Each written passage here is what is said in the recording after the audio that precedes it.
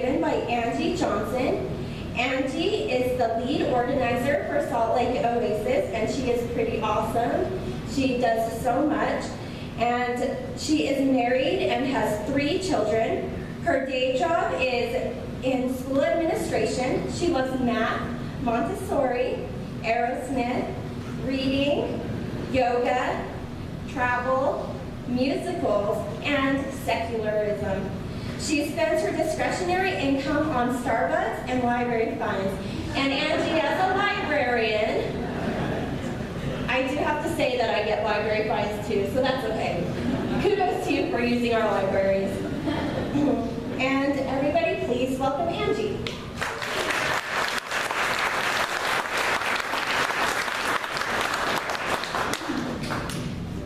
So usually I'm emceeing and timing the speakers and worrying about that. So I'm going to time myself this morning and promise you 10 minutes or less. There we go. Good morning. I'm so glad to see all you guys here, especially since it's Memorial Day weekend. This is a fun way to spend your Memorial Day weekend. What I wanted to talk about today just a little bit is empathy. Amanda mentioned some of the things that I love, and another one of those things is Tim Minchin, singer and comedian. If you've never heard the name Tim Minchin, you need to go directly home, Google him, you will not be disappointed. But a few years ago, he gave a graduation address at his alma mater, which is the University of Western Australia. And in his speech, he said the following: "I'm a romantic, and here's my idea of romance. You will soon be dead. Life will sometimes seem long and tough, and it's tiring, and you'll sometimes be happy and sometimes sad, and then you'll be old, and then you'll be dead. There's only one sensible thing to do with this empty existence, and that is to fill it. And in my opinion, life is best filled by learning as much as you can about as much as you can, taking pride in whatever it is you're doing, having compassion, sharing ideas, running, being enthusiastic, and then there's love and travel and wine, sex and art and kids and giving and mountain climbing, but you know all that stuff already. It's an incredibly, exciting thing, this one meaningless life of yours. Good luck." So, you and I go around every day filling up our one meaningless life, in effect making our own meaning. And unless we're the Unabomber, which I hope we're not, we're going to be interacting with other humans in the course of this life. And in my experience, that's kind of been the best and the worst of what life has to offer is other people. As we come into contact with others, I'm convinced that we should treat them with empathy and compassion, and I will tell you why. And it's not because a supernatural being told us to do it. It's not because we'll be punished if we don't do it. It's not for blessings or recognition, or because we owe it to someone, or because we were taught to bake casseroles and put away chairs and be nice.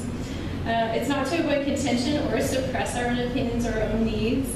The reason I think we should be empathetic toward each other is because it's truly empirically best for us and best for humankind.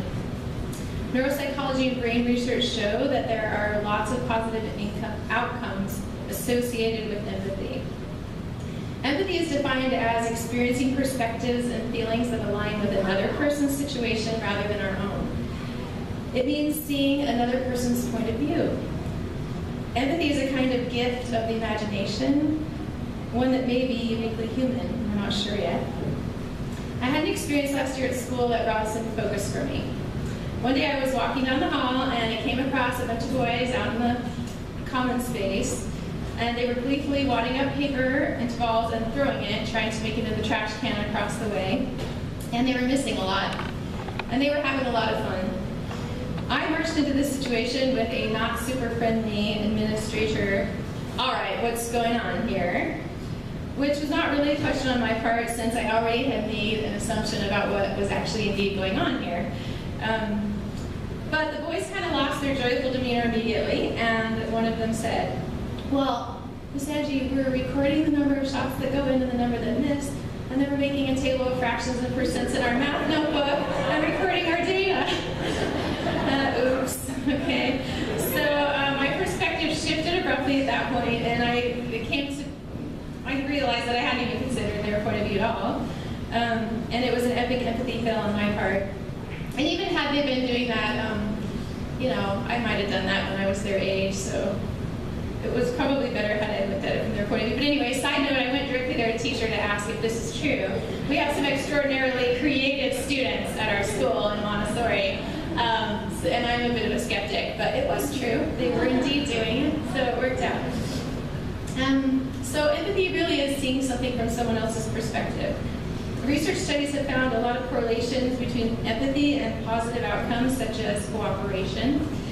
The ability to empathize is associated with lots of pro-social behaviors like helping, sharing, and giving. And this is all true even when they do experiments where the participants are in situations where they receive no credit or acknowledgement for what they did, or when they build in good reasons not to help in the study, people still show good results from empathy. Researchers hypothesize that humans are intrinsically motivated to reduce suffering. And in many of the empathy experiments, participants are merely asked just to take a moment to imagine the feelings and perspectives of others. And just that moment of imagining how someone else might feel affects outcomes in positive ways. In fact, imagining the feelings of others may come naturally to us due to the mirror neurons that we have in our brain. The discovery of mirror neurons in primate and human brains has shown that when we view someone else's suffering, anger, or joy, the same area of our brain lights up in an MRI machine as the area of their brain as they experience that emotion.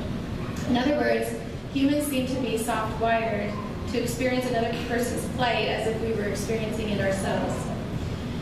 Empathy improves cooperation among strangers, and empathetic traits are also highly correlated with relationships and relationship satisfaction. Empathy in parents has a noticeable positive effect on children, and people with higher empathy levels give more emotional support in their relationships that they're in. One other interesting research outcome in the study of empathy is that empathy can be an effective tool for coping with misinterpreted behavior. In other words, our brains continually analyze the behavior of others around us, and then we attribute intentions to that other person's actions, which may or may not be their real intention. The use of empathy, or trying to imagine their perspective, can often decrease misunderstandings and increase cooperation. So empathy is a pretty big idea. It has wide ramifications for us and for the world. Jeremy Rifkin, who's an American economic and social theorist and a writer, gave a really interesting TED Talk about empathy in which he asked the question, can we reach global empathy in time to avert planetary collapse? It's a pretty big idea. So it seems that our human evolutionary drive to belong is an empathic drive. And it is true that empathy in some ways is intuitive or soft-wired in our brains, but it's also something we can work on intellectually. This type of empathy is called cognitive empathy, or perspective taking, and that is a conscious act on our part. Shifting a perspective can be subtle, or it can sometimes be jarring. So let me read you a poem by Valerie Cox called The Cookie Thief. See if I can do it justice.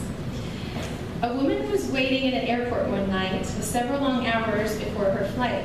She hunted for a book in the airport shop, bought a bag of cookies, and found a place to drop.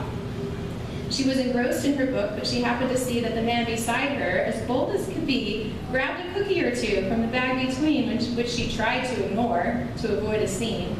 She munched her cookies and watched the clock as this gutsy cookie thief diminished her stock. She was getting more irritated as the minutes ticked by, thinking, I wasn't so nice, I blackened his eye. With each cookie she took, he took one too. And when only one was left, she wondered what he would do. With a smile on his face and a nervous laugh, he took the last cookie and he broke it in half. He offered her half as he ate the other. She snatched it from him and thought, oh, brother. This guy has some nerve, and he's also rude. Why didn't he show any gratitude? She had never known when she had been so galled, and she sighed with relief when her flight was called. She gathered her belongings and headed for the gate, refusing to look back at that thieving ingrate. She boarded the plane and sank in her seat, then sought her book, which was almost complete, and she reached in her baggage and gasped with surprise. There was her bag of cookies in front of her eyes. If mine are here, she moaned with despair, then the others were his, and he was trying to share. Too late to apologize, she realized with grief that she was the rude one, the ingrate, the thief. I encourage all of you to engage in the intellectual act of empathy. And I'd like to close by quoting Robert Ingersoll, who is known as the great agnostic of the golden age of free thought. And he's another one of the things that should be on the list of things I love, because I love almost everything he wrote. But he said this: justice is the only worship, love is the only priest, ignorance is the only slavery, happiness is the only good. The time to be happy is now, the place to be happy is here, and the way to be happy is to make others so. Wisdom is the science of happiness. We rise by lifting others. Thank you.